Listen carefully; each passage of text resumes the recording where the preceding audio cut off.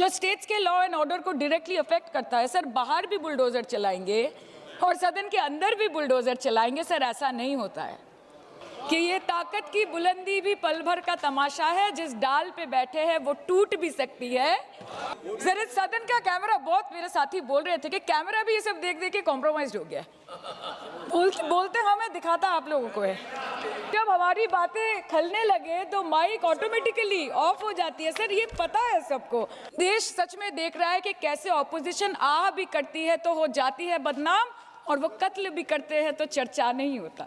Om Birla sir से व्यक्तिगत रूप से मुझे कोई भी विरोध नहीं है। गंभीर स्थिति है और संवेदनशील मुद्दा है, और जैसे कि मेरे पूर्व वक्ताओं ने भी कहा है, मैं पहले ही ये स्पष्ट करना चाहती हूँ कि माननीय श्री ओम बिरला के प्रति व्यक्तिगत रूप से मेरा कोई आक्रोश या विरोध नहीं है।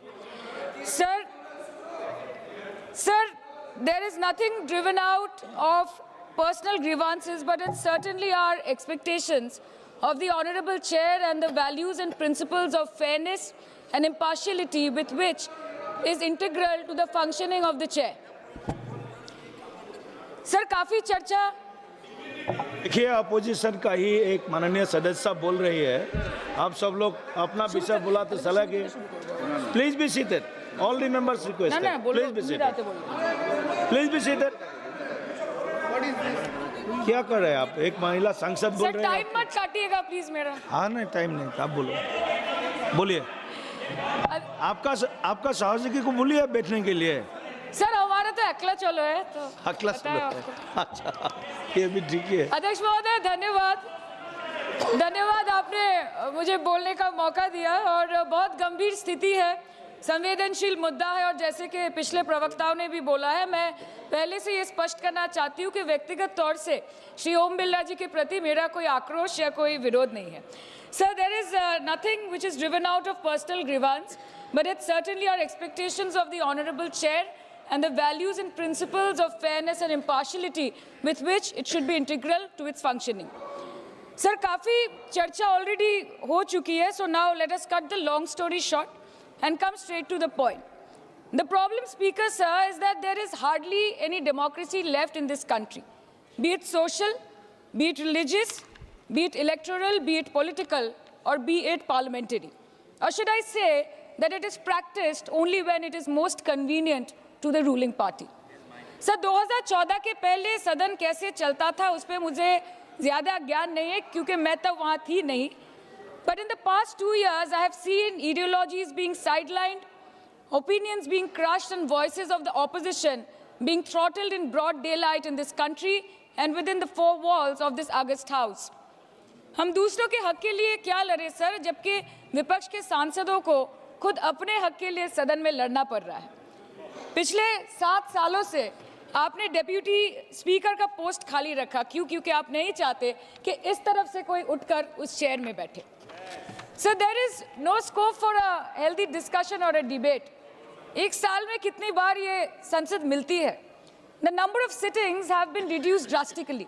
2009 से 2014 के बीच 15th लोकसभा में 356 दिन ये हाउस चली, सालाना 61 दिन, और 2019 से 2024 के बीच 5 साल में सिर्फ 274 दिन, average 55 days yearly, making it the shortest full term Lok Sabha since 1952।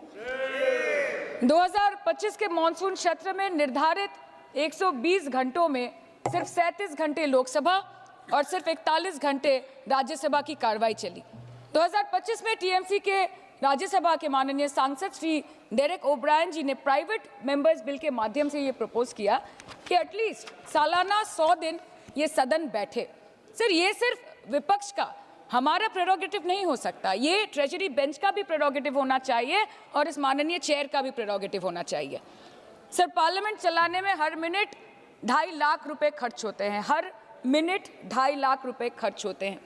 2014 से लेकर 2024 के शीतकालीन सत्र तक कुल मिला के 2200 मिनट, 92 दिन और 3,300 करोड़ रुपए का लॉस हुआ। क्यों?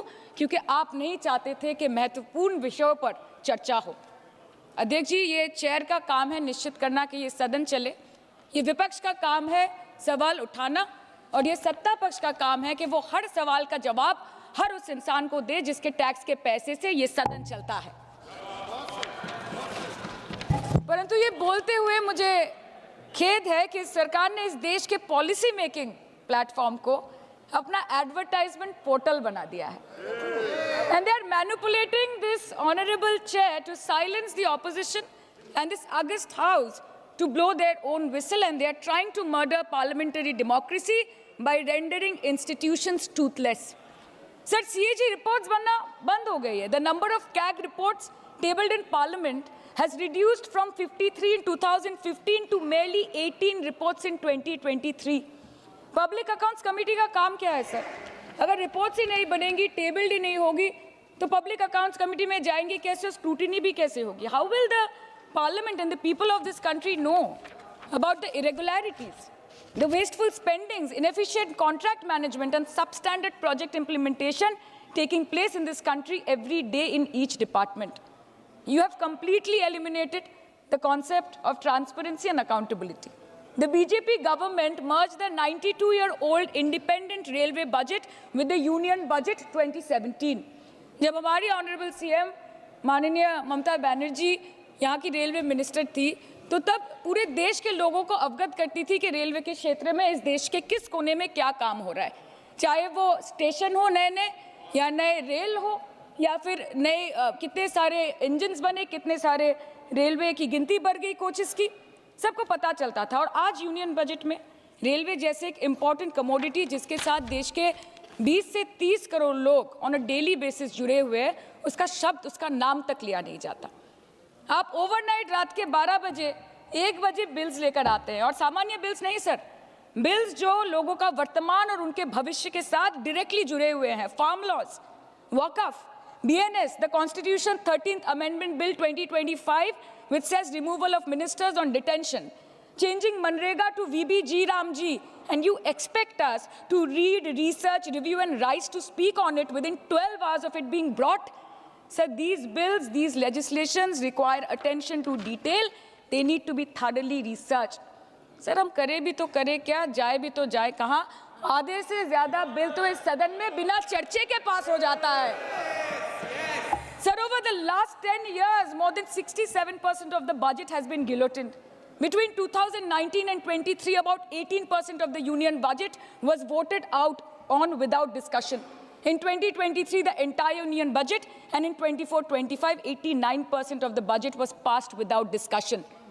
एक साल चुप बैठने के बाद ऑपोजिशन के दबाव में आकर आप मणिपुर पे चर्चा करने पर मजबूर हुए, और किया भी तो कब? रात के 2 बजे जब देश सो रहा था।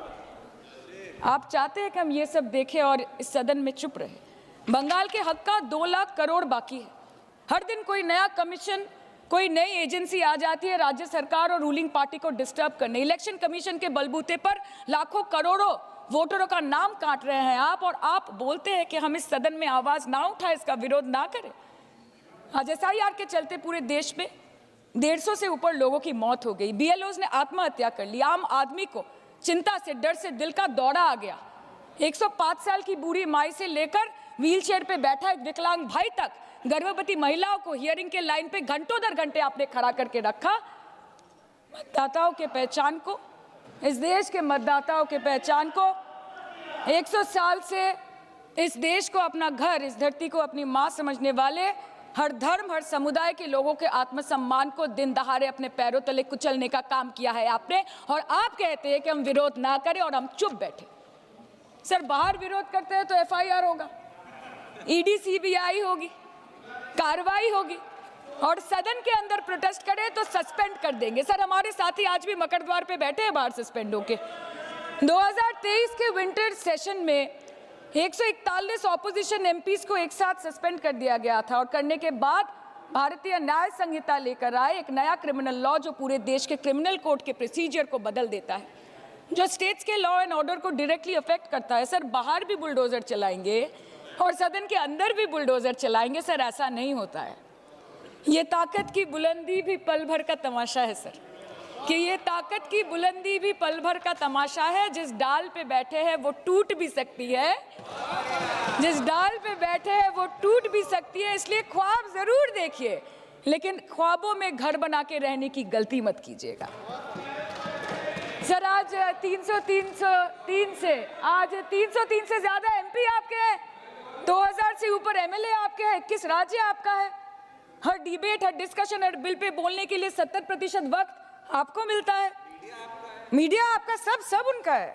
हम अपने लीडर का नाम एक से ज्यादा 2 बार बोले तो हम पे रोक लगाई जाती है, और ट्रेजरी बेंच वाले वहां बैठ के पार्टी का नारा लगाते हैं और अपने नेता मंत्रियों का नाम जपते हैं, तो तब सब ठीक है सर, कोई प्रॉब्लम नहीं है। सर इस सदन का कैमरा, बहुत मेरे साथी बोल रहे थे कि कैमरा भी ये सब देख देख के कॉम्प्रोमाइज हो गया। बोलते हमें दिखाता आप लोगों को है। माइक जब हमारी बातें खलने लगे तो माइक ऑटोमेटिकली ऑफ हो जाती है सर, ये पता है सबको। मैगजीन दिखाना, किताबों से कोट करना राहुल जी, अखिलेश जी, अभिषेक जी को अलाउड नहीं है, पर ब्लू आइड बॉय को अलाउड है सर, अलाउड है सर। मैं नाम नहीं ले रही हूँ, अच्छी बात बोलिए। आप सही कहते हैं सर कि देश देख रहा है, देश सच में देख रहा है कि कैसे ऑपोजिशन आह भी करती है तो हो जाती है बदनाम, और वो कत्ल भी करते हैं तो चर्चा नहीं होता। और हम मानते हैं कि एलओपी का सलाहकार कोई नहीं है सर, परंतु प्रधानमंत्री जी का सलाहकार बनके उनको सदन में आने से रोक दिया ये कहकर कि महिला सांसदों से उनको खतरा है। सर आपने तो हमको देशवासियों के सामने आतंकवादी बना दिया, और जबकि असली आतंकवादी इस देश में साइकिल चला के घुस जाते हैं और पैदल वापस चले जाते हैं, आप उनको रोक नहीं पाते। भारत पे चीन का आग्रासन आप रोक नहीं पाते। भारत किससे तेल खरीदेगा, कितने दिनों के अंदर खरीदेगा, किससे दोस्ती निभाएगा, किससे दुश्मनी बरकरार रखेगा, कोई और देश का राष्ट्रपति हमें ट्विटर पे आके लेक्चर देता है, इंस्ट्रक्शन देता है, आप उसको रोक नहीं सकते। और सदन में हम सांसदों को रोक के you feed on your ego. Sir कृपया इतना भरोसा रखिए कि लड़ाई नीतियों की है, विचारों की है, आपके और हमारे परिवारों की नहीं, इस देश के लोगों के अधिकार की है। हाँ लड़ते हैं हम आपसे, हम लड़ते हैं आपसे, संविधान हाथ में लेके लड़ते हैं, हाथ में हमारे तलवार नहीं है सर। और सर ये देश के लोग समझ गए हैं कि आपको महत्वपूर्ण विषयों पर बात नहीं करनी है, महत्वपूर्ण विषयों पर बात नहीं करनी है सर, के ऊपर चर्चा चल रहा है सर, पार्लियामेंट्री प्रोसीजर कभी सर, मुद्दे पर भी आना कीजिए, चर्चा नहीं करनी है सर, ठीक है। बेरोजगारी पे चर्चा नहीं करनी है, हाँ जी, शिक्षा पे नहीं करनी है, स्वास्थ्य पे नहीं करनी है, बजट पे नहीं करनी है, प्रदूषण, एसआईआर, डिफेंस, विदेश नीति, नेशनल सिक्योरिटी पे नहीं करनी है, एप्स्टीन फाइल्स पे नहीं करनी है। मुद्दा है स्पीकर्स का रिमूवल, उसके ऊपर बोलिएगा। के सिर्फ वाह मोदी जी वाह करना है सर, कीजिए, पर आपसे विनती इतनी है कि डेमोक्रेसी को बचाइए और कृपया इस सदन को किसी पार्टी ऑफिस मत बनने दीजिए सर, यही दरख्वास्त है। क्योंकि ये सदन जैसे हमारे आदरणीय प्रधानमंत्री के लिए मंदिर है, वैसे हमारे लिए भी मंदिर है, और गणतंत्र हमारी पूजा है, संविधान हमारी गीता है। और इस मंदिर में बैठ के अगर कोई झूठ बोले और गीता पे हाथ रखे, कोई अन्याय करे, तो sir all India Trinamool Congress जो इस देश की 3rd लार्जेस्ट ऑपोजिशन है, that will surely not pander or surrender to your step motherly or should I say step fatherly attitude.